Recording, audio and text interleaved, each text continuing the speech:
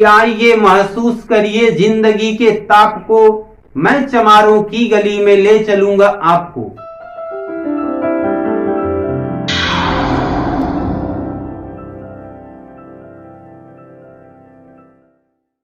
नमस्कार दोस्तों, मैं हूं एडवोकेट डीपी पांडे। मित्रों, अगर आपको गांव के बारे में जानना है, गांव के लोगों के बारे में जानना है, तो आपको शहर छोड़कर गांव में जाना पड़ेगा।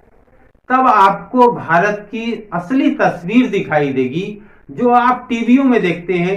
जो लोग एसी में बैठकर लग्जरी गाड़ी से चलते हैं और बात करते हैं, उन्हें ये नहीं पता कि गांव में कैसे लोग रहते हैं, गांव के लोगों का जीवन स्तर क्या है। जब आप गांव देखते हैं, गांव आपको अलग अलग दिखाई देते हैं।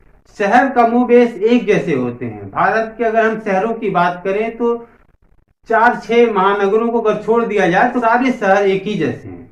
शहर एक जैसे हैं, लेकिन गांव गांव आपको भिन्न भिन्न दिखाई देंगे। कितनी यातनाएं झेलनी पड़ती हैं, कितनी समस्याएं होती हैं, ऊंच नीच का कितना भेदभाव है, बहुत सारी दिक्कतें हैं। आज भी हमारे समाज में ऐसे लोग हैं जिनके साथ छुआछूत, जिनके साथ सामाजिक तौर पर उनका अपमान होता है और आज भी उनके साथ शोषण होता है। और ये आम बात है उस जगह के लिए। बहुत सारे जगहों पे बदलाव हुए हैं, लेकिन बहुत सारी जगह ऐसी हैं जहां लोग तो बात करते हैं गरीबों की, वंचितों की, शोषितों की, दलितों की, लेकिन केवल बात करने से नहीं होता है। चीजें उनको दिखती नहीं, वो महसूस नहीं करते। और महसूस तब होगा जब आप गांव में जाएंगे, उनके बीच में जाएंगे और तब देखेंगे उनकी क्या बुरा हाल हुए हैं। तो समाज में ऐसे भी तबके हैं, ऐसे भी लोग हैं जिनके दुख को, दर्द को महसूस करने के लिए गांव में जाना पड़ेगा, टीवी चैनल को छोड़ना पड़ेगा, भाषणबाजी बंद करनी पड़ेगी। तब आप महसूस कर पाएंगे कि उनके दर्द क्या है, उनकी पीड़ा क्या है, कितने दबाए गए लोग हैं। गोंडवी तब लिखते हैं कि आइए महसूस करिए जिंदगी के ताप को, मैं चमारों की गली में ले चलूंगा आपको। वर्ष 2021 में हमने एक शुरुआत की थी कोशिश यात्रा की। कोशिश यात्रा हम आजमगढ़ से कर्नाटका तक की यात्रा तय किए थे।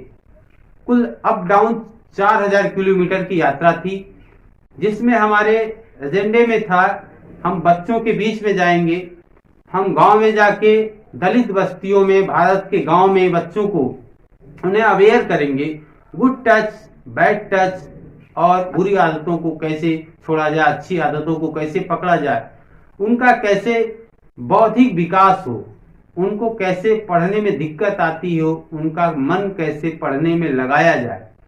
बहुत सारी बातों को हमने किया किशोरावस्था शिक्षा कार्यक्रम के जरिए। तो इस सिलसिले में हम महाराष्ट्र के गांव में गए थे। पहाड़ी से बिल्कुल लगा हुआ गांव था। वो गांव जो था उसमें अपर कास्ट के लोग भी थे और उस गांव में शेड्यूल टाइप के लोग भी थे। जो अनुसूचित जनजाति के लोग थे, उसमें एक व्यक्ति है, मैं आपको फोटो दिखाऊंगा, इनकी अभी वीडियो भी दिखाऊंगा। तो इन्होंने जो बताया, बड़ा कष्ट हुआ जान के। उस गांव में तालाब नहीं है, तालाब 2 है, लेकिन उससे पानी वो नहीं निकाल सकते। एक्चुअली महाराष्ट्र में होता क्या है कि वहां पानी की बड़ी दिक्कत होती है। तो गांव में कुछ तालाब, जो बड़े लोग हैं, पटेल समुदाय के लोग हैं, उन्होंने तालाब बनाया। उस तालाब में पानी इकट्ठा होता है। अब वो पता नहीं कैसे पानी इकट्ठा होता, मुझे आइडिया उसका नहीं है, लेकिन तालाब है। और वो तालाब उनके पास होता है जो बड़े लोग होते हैं। तो उन बड़े लोगों के पास तालाब है, लेकिन उस तालाब से इन्होंने बताया, ये कार्यक्रम के जरिए हमको मिले और बड़ा अच्छा लगा इनके घर पे जाके और इनके समुदाय के बीच में जाकर। इन्होंने बताया कि उस तालाब से हम पानी नहीं भर सकते, क्योंकि ये पटेल का तालाब है। उसके लिए उनको 1 किलोमीटर दूर जाना पड़ता है और 1 किलोमीटर दूर से पानी लाते हैं। उस पानी से होता क्या है कि जो तालाब का पानी होता है, उससे केवल खाना नहीं बनाया जा सकता और पिया नहीं जा सकता। बाकी सब काम के लिए पानी उनको 1 किलोमीटर से ढो के लाना पड़ता है। तो सुबह 1.5 घंटा ये मेहनत करते हैं, इनकी बीवी और ये लोग जाते हैं और पानी भर के लाते हैं। तो इस तरह की, मतलब गांव में तालाब है, लेकिन उस तालाब से पानी कौन निकालेगा? केवल पटेल लोग निकालेंगे। पटेल जिनका तालाब है, सारे पटेल की बात मैं नहीं कर रहा हूं, लेकिन इनके गांव में जो पटेल साहब थे, पटेल साहब का जो 2 तालाब था, उनसे उनके उस तालाब से केवल पटेल समुदाय के लोग या अपर कास्ट के लोग ही पानी निकाल सकते थे।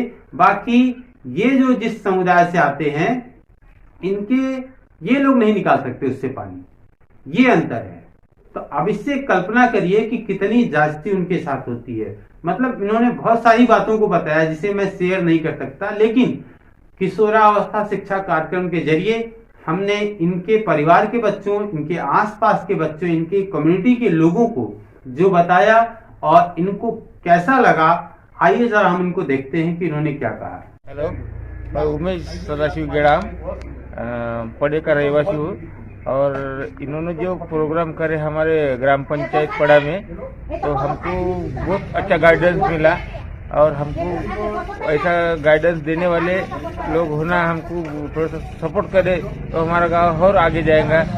हमको बहुत अच्छा लगा ये प्रोग्राम करके।